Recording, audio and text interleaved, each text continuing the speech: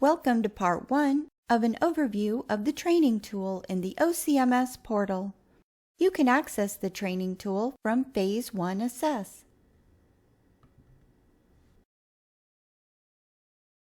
When you first open the training tool, it will be empty until you add a new training course. There are two ways to add your training courses. You can add them directly in the tool, or you can use the Excel import feature. Watch the tutorial on importing for more details on that. Let's add our first training course by clicking Add New Training Course. Enter the name, description, and trainers. Then add your session information. You can add additional sessions as needed. Next, add the trainees to the course. You'll be choosing from individuals and groups in your target audience list. People that are checked are added as trainees to this course.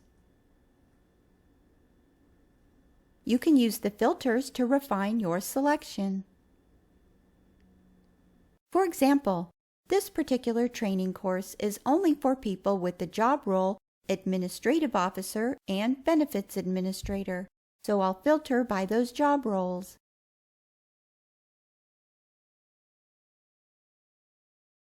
You can see that now there are only 3 checked individuals. Those are the individuals that match those job roles. You can do the same with stakeholder types, groups, or locations. Once your trainees are selected, save your training course. The training tool provides you with 2 views: the trainees view, which we're looking at now, and the training course view. On the training course view, you'll see a card for each training course. It displays the course timing details as well as the status of the trainees. If you'd like to survey trainees on their experience, you can do that using the built-in survey. Just click the feedback survey at the top. You can also score the star ratings manually. Need to quickly create another course? Here is a shortcut.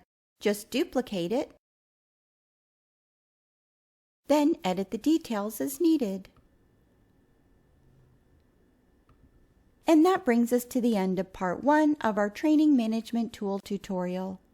Next, please watch Part 2, which covers the Trainees view in the tool.